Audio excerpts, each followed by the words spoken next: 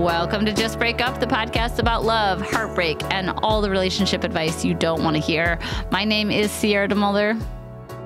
And I'm Sam Blackwell. And today we're going to answer a letter from somebody who is wondering if she can ever reclaim the goodness she had with her ex. But before we begin, we just want to give you our Surgeon General's warning, which is that Sierra and I are not licensed mental health practitioners. No, we are not. We are not professionals. We are not trained in any of this. Who knows? I mean, I don't even know if we're like mentally well, but I'm not. This is all to say, please take our advice as you see fit. We are only here to offer our humble musings to hopefully shed some understanding and maybe some laughs about the incredibly rewarding, but mostly confusing experience that is love. All right, let's get into today's letter. So today's letter comes from the Jabberwock, whose pronouns are she, her, who is writing from the Slithy Toves of Uncertainty. Hi, Sam and Sierra. Sorry, I couldn't resist. Last week, I, 39, she, her, hit a new mental health low that culminated in being A, abruptly dumped by my partner of 4 years, and B, diagnosed with borderline personality disorder.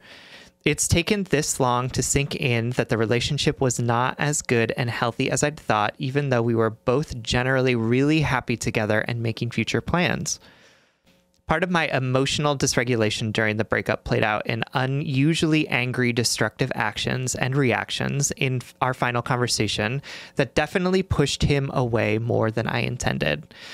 I do think that the split was hard for him too. We worked through the whole breakup over emails that I'm both thankful and regretful for. I've since learned to journal my ugly feelings instead of sharing them at him. It's now been since July that we've conversed at all. I'm at a point in my gooey, ugly, inside the cocoon healing journey where I know I'll be a happier, stronger person after all of this. I know I won't miss him like this forever. I know I'll fall in love and have great sex again. I'll be okay if I never hear from him again. But I still miss him so much, and I really think that there's a chance that we could be happy together again, even though together would look completely different than before for several logistical and emotionally necessary reasons, e.g., I now live 2 hours away. We're both non-monogamous, so moving on doesn't preclude the possibility of reconnecting. The ball is technically in his court for contact, which I have stubbornly honored, but since he's the king of out of sight, out of mind, and not disrupting the status quo, I truly don't expect that he will ever reach out, even if he wants to. What I want to ask him is, was the inciting incident and or my actions/reactions that followed bad enough to make us over forever? Or is there any chance that we could meet again as healthier adults and reclaim some of the goodness that we had? But do I really want to know if it's over forever? Theoretically, it would help me move on and put any of that pesky lingering hope behind me. But regardless of this possible answer, is it worth reopening the wounds that I've been working so hard to heal? I already struggle with the idea that I fully and irreparably broke him/us, and I don't want to end up trying to prove to him that I'm better in some way if he says that there is a chance. I would love to hear your thoughts. Thank you for sharing your hearts with all of us. P.S. The inciting incident was a typical, for me, BPD meltdown, but it came out in later emails that he felt like I was being, quote, accidentally coercive with my emotions in general, a claim that I now 100% recognize and agree with and am working on in therapy. I'm also fully aware that he may not be doing any of the work himself and may not be actually any healthier in the future. All right, my darling. Thank you so much for writing, for listening, and for trusting us with this very delicate letter. I just want to say, you know, you are still in that sticky, gooey healing place, but I can see through your letter how hard you are working, how much effort you're putting into how you navigate this transition, how you learn from it, how you hold yourself accountable, and how you also, you know, can break some habits and get resources and help and whatnot. I feel it coming from your letter. And I know that during this, often like during times post breakup and post maybe behavior that we're not super proud of, it can be really easy to just punish self-deprecate, because we don't want to repeat. We don't want to repeat the behavior. And we feel like we really have to earn any sort of like love and respect because of the bad things that we did before or whatever.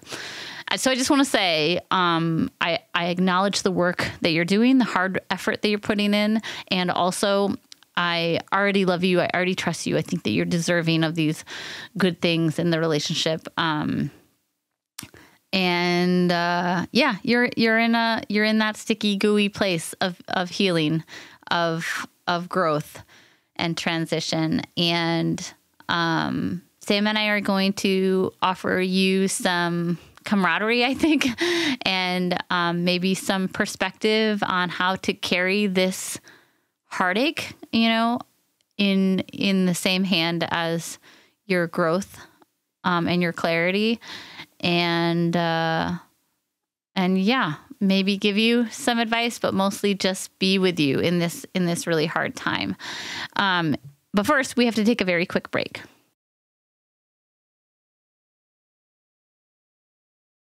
Welcome back, everyone. Again, Jabberwock, thank you so much for writing to us. And I think it's really interesting that you picked the name Jabberwock, because it's like the Jabberwock is like this like horrible monster that like lurks in the shadows and like scares everyone and is always sort of like out of sight, but then there, and it's terrifying. And I think that you've named some of the ways in which your mental illness like comes out in places where it doesn't seem to serve you really well, right? Like, you've talked about some of the ways in which your borderline personality disorder like makes you emotionally coercive, right? Or makes you angry and destructive and all of this, right? It feels like there's kind of like a Jabberwock that may exist inside you sometimes, that rears its ugly head and you don't know where it's coming from. And it kind of was always kind of like lurking there in the shadows. And I just want to name the fact that, dealing with a mental illness like borderline personality disorder is a challenge in itself, right? You are, you didn't pick having this mental illness for yourself. You're not sort of like sitting in it and being like, yeah, absolutely, this is great for me. I love that this is happening, right? And I want more of it. You're making some choices. Your body and your mind are making choices for you that maybe not the ones that you would pick if you had more sort of ability to regulate those things, especially given the fact that it was undiagnosed when all of this was happening, right? Like this Jabberwock wasn't something that was like known to you. You thought it was just there, right? You didn't have any control over it. And I really appreciate that you're sort of looking at this and trying to take stock of the ways in which your mental illness caused you to show up in ways that are not helpful for you, or in ways that caused harm to people. And I think that the accountability around that is really wonderful. And like Sierra said, I don't want you to sit here and look at this situation and think, I ruined all this, right? I took something good and I made it into something bad. This is all my fault, and I'm the only one that had any sort of control or influence over what happened. Because I understand that that is a really easy story to tell. I understand that that's the story we tell about people with mental illness in our society as well. And I also understand that there's something that can be really healing / comforting about taking all of the blame on ourselves, right? Because then if we have all the blame, we can fix it, right? If we're the one that caused all the problems, then we can be the one to make all the problems go away if we just behave in the perfect way, if we regulate our emotions in ways that don't impact other people, if we apologize enough, if we prove to other people that we're different than we were before, right? Like, cool, then all the problems will be fixed and I will have the thing back that I lost. This isn't a true story. I'm just going to say that point blank. The true story isn't that you had a perfect, wonderful relationship and then your BPD caused it to fall apart. And that were it not for that, nothing bad would have happened. Were it not for you handling things poorly, none of this would have happened. Folks who have BPD aren't reacting out of spite for people, right? Often our mental illnesses flare up when we are unhappy. They flare up when we're in a situation that feels uncomfortable and we don't see a way out of it. They flare up when there's some sort of need that we're trying to express that either isn't being heard or isn't being met, or we're expressing it in ways that don't allow those things, right? So like, I don't want you to paint this picture that your relationship was perfect and all rainbows and puppy dogs, and that suddenly the Jabberwock came and destroyed everything, right? I want you to look at this relationship and recognize that like, the way that you responded or reacted out of what was clearly not working for you may have been not the way that you would like to, and may have been not super constructive or healthy for you, but you were reacting to something that was inherently not working, right? You were reacting to something that was causing you distress or harming you in some way, right? And that the idea that you can suddenly heal yourself enough that those things won't bother you or won't happen again, I don't think is the goal that we can have. I mean, it sounds really, it's really helpful and like crystal clear, which I think is why so many of us who have like had situations where this kind of like something good seems to like fall apart in front of us, like that's the story that we like to tell ourselves. But I don't think that that's true. And I want you to be able to see that with more perspective, because I want you to be able to see that like you are not the monster of this story. You are not the person who destroyed the world. You are somebody who was hurting and acted out in ways that maybe weren't super helpful, but you were already in a place where there was hurt. You were already in a place where something wasn't functioning right. And it's not all your fault. It is not just yours to take on. I want to talk about the reach out after the breakup. But first I want to talk about how we move through the world as someone whose not best self has been seen by someone we love and respect. I think that it's like really humbling and scary and challenging to, maybe behave in a way that we are not proud of, especially to somebody that we really value and respect, and then have to like exist afterwards, and then have to like move through the world knowing that this person that you once loved or still love knows this intimate, scary secret about you. To Sam's point, the Jabberwock is not this scary secret. Like, what, you are not this terrible monster. But I know that it feels that way sometimes, to have like our worst behavior be known by someone else.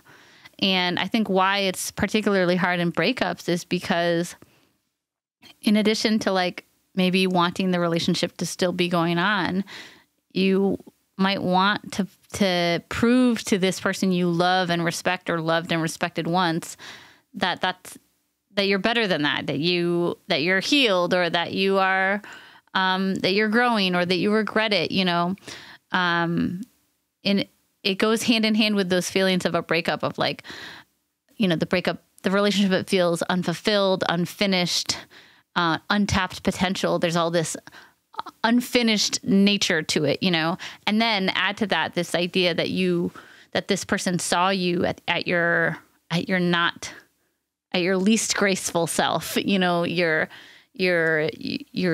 secret bad self that we all have, or whatever. There's this desire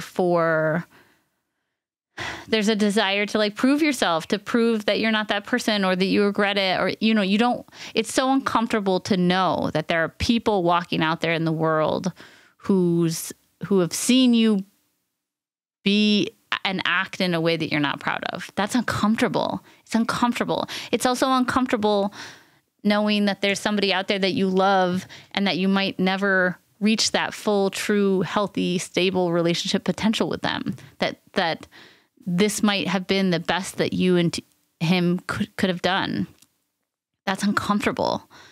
And I think the biggest thing I want to muse on today is just how do we get used to feeling that discomfort and knowing that feeling is not something we have to act on, or that it's, how do we sit with the truth, the uncomfortable truth that people are going to have experiences with us that aren't our best, and that might be their last experience with us. Like, that is vulnerable. That's scary. That like triggers all of my people pleasing and my control issues, because it would just bury me in shame and anxiety to know that somebody had that experience with me and that was their last experience of me.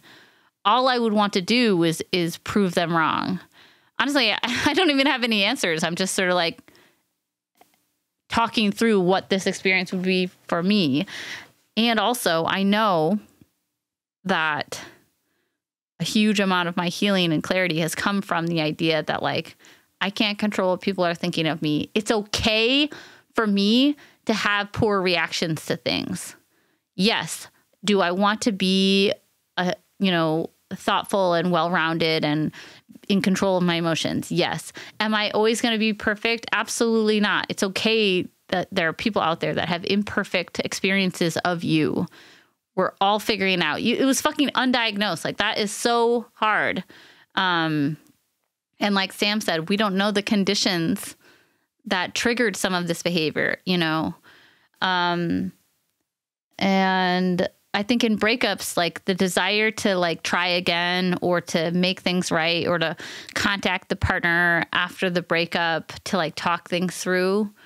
I think deep down, it's like a deep desire to make things not feel uncomfortable. It's a deep desire to make things feel concluded in a peaceful way or a more black and white way. And I'm not really sure if that is ever really owed to us or possible, I feel like Sure.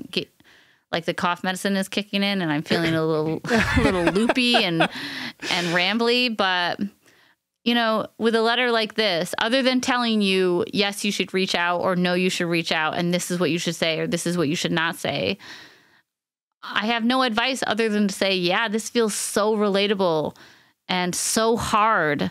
It's so emotionally challenging to regret and learn from your behavior. This is the work. It's called work for a reason. It's actual emotional labor that you're doing on yourself, and it takes courage and it takes energy and it takes a lot of discomfort. And so I guess I would just want to acknowledge that and say, you're doing all of that and I'm proud of you. And I don't know if you should reach out to your ex or not. I will always vote a hesitant yes, and Sam will always vote a most likely no, right? Yeah, I think that's probably right. Well, I always I want people to have their peace, but I'm getting to the point in my life where I'm like, I don't know if the peace comes from anywhere but yourself, friends. Or like maybe the peace comes from being like, there's peace in discomfort. There's peace in the unfinished. There's peace in the fact that this is all that I will know of this person. There's peace there, even if it hurts like hell. Yeah, absolutely. And I think that, as you're thinking about reaching out to your ex, you're hoping for a conversation that would allow you to move on, right? This idea of like, yes, that door will be fully closed finally. And that's going to be what it's going to be.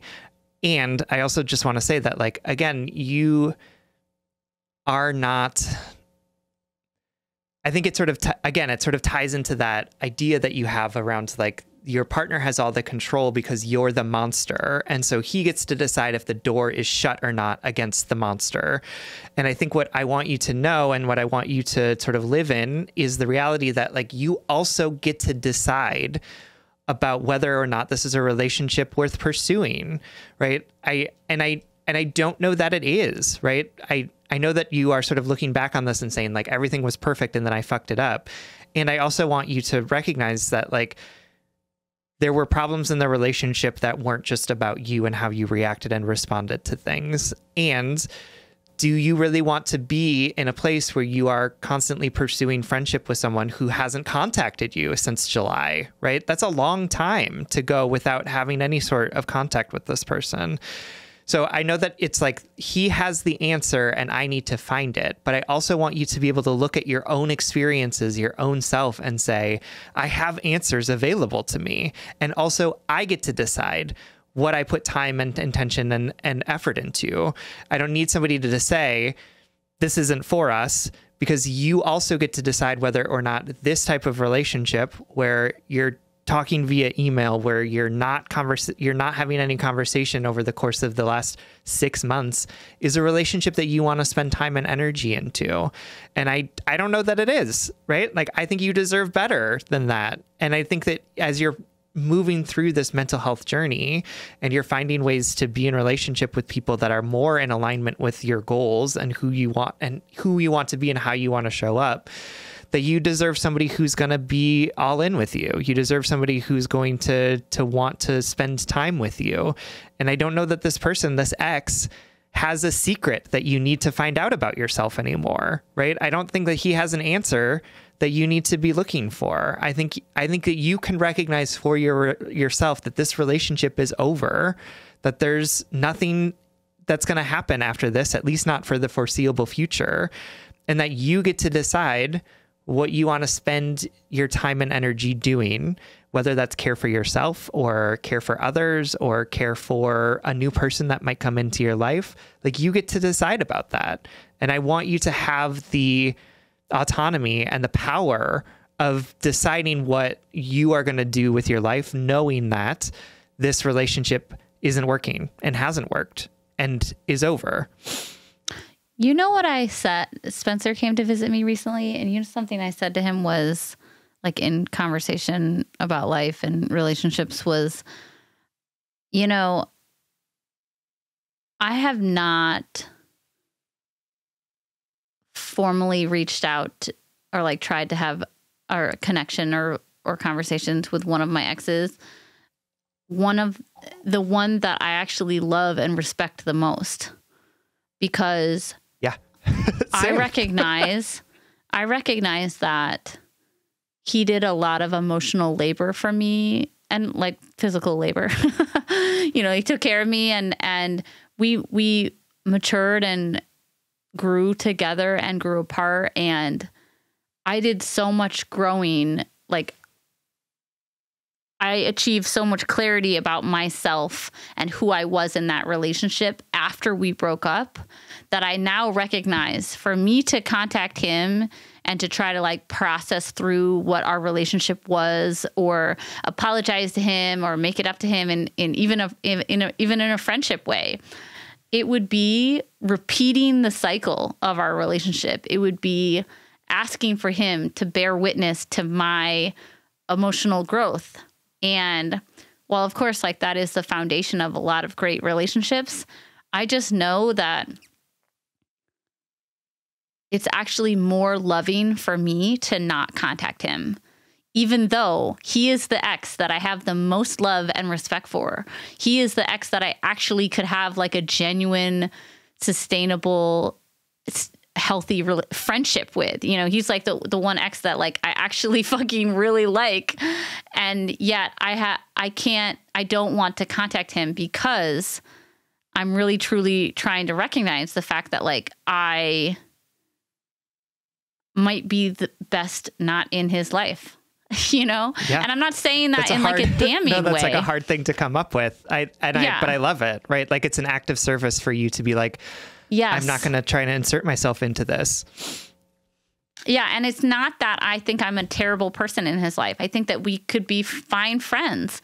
It's just like to really formally and truthfully break that cycle of me taking advantage of his attention and time and emotional presentness. You know, it would really, even, you know, what's fucking wild is, to him, he might think that I'm being cold and that like I dropped him like like a hot potato, you know?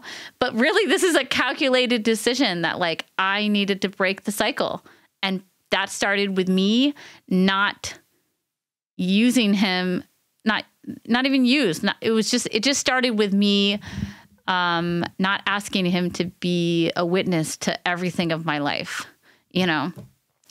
So I don't know if that means anything to you, to our letter writer, but maybe in addition to just saying like, this relationship is over, I want to choose myself, you can also see it as these last 6 months or however long it's been, like you are respecting his boundaries. You are breaking the cycles. You are being different by evolving independent of him.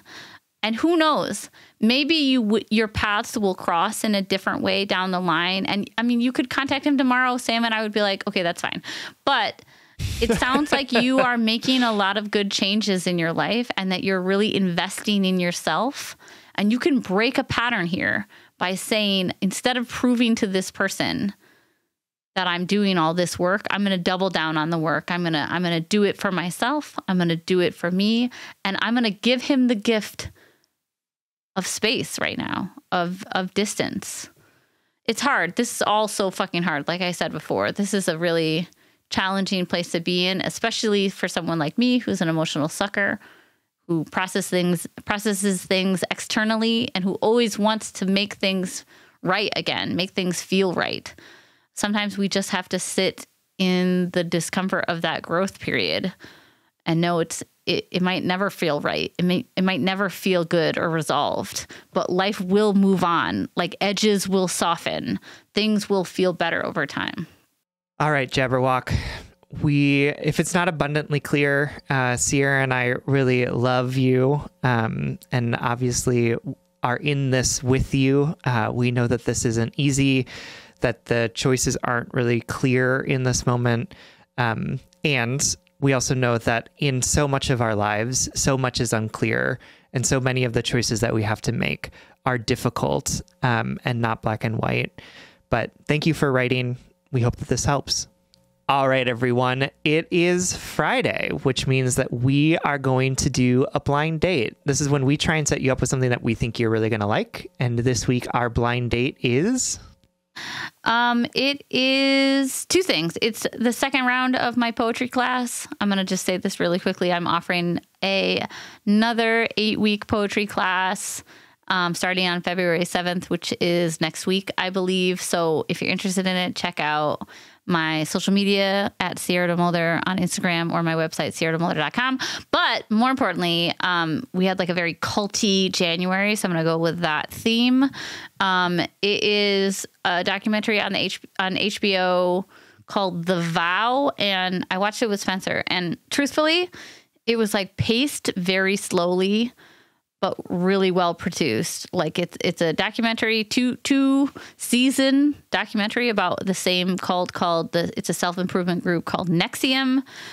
And they were charged within the last like 5 to 10 years of charges of like cultism, but also legal, actual charges of sex trafficking and racketeering conspiracy, brought against its highest members and the founder, Keith Raniere, or Raniere. Anyway, it like the pacing of the documentary was a little slow and felt odd at times to me and Spencer, but I kept returning to it and I kept watching it. And I think because it follows the experience of the people like deeply involved in this group, with like direct footage of everything going down, it's kind of like hard to look away from. And it's really like a story about power and vulnerability and people really wanting a purpose and taking advantage of one another. So I can't say that I loved it, but I can Sure. say that even that, I mean, honestly, Willow and I are watching like 6 Feet Under. So unless you guys want to hear me talk about another show that came out like 20 years ago, I think this is the better blind date. Yeah. Anyway, it's on HBO. It's called The Vow. Or if you want to take a poetry class with me, you can check out my website, sierrademulder.com. All right, everyone. Thank you so much for listening. If you would like more content from us, or if you would like to join us at our monthly office hours, you can support us on Patreon. If you support us on Patreon for as little as $5 a month, you'll get an additional bonus weekly episode, as well as access to those monthly office hours. That's patreon.com/justbreakuppod. You can slide into our DMs, send us your favorite relationship memes, but most importantly, you can submit your questions about all matters of the heart at justbreakuppod.com, which is also where you can find our merchandise. Please remember to like, follow, subscribe, give us a 5-star rating and review. This literally keeps our mics on and helps us reach more brokenhearted souls who need 2 random strangers giving them relationship advice. Just Break Up is a production of Duvid Media, original music, recording, editing, producing, all magical things by our good friend Spencer Worth Davis. Make sure to check out his podcast and music. And remember, some things are not meant to have a clean and happy ending. Sometimes we have to carry that feeling of unease or uncertainty or regret with us. But I promise you, with time and reflection and changed behavior, those feelings become softer. The edges of them become dull, and you start to see them for what they are, human choices that we all have and we all learn from. And if all else fails, just break up.